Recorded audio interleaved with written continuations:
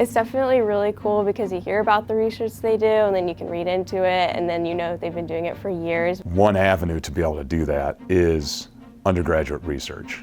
For a student, I can't emphasize enough, you get that really direct, firsthand, person-to-person interaction with an expert.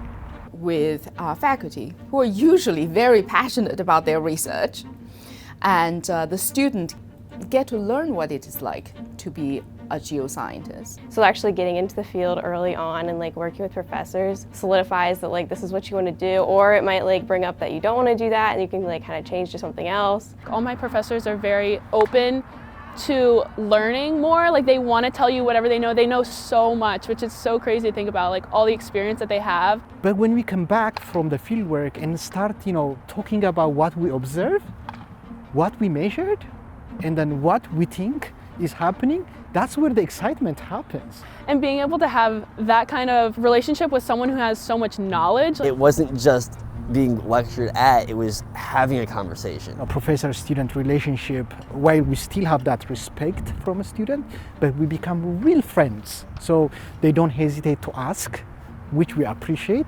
And then even when you come back from the field, the next class is completely different. Being able to ask these professionals in a setting that it kind of cultivates that, encourages those questions. It did definitely make me more comfortable. I am having conversations.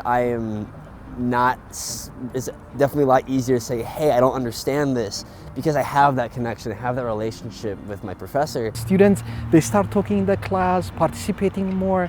So I think it's a good icebreaker for our students beyond what they learn out in the field.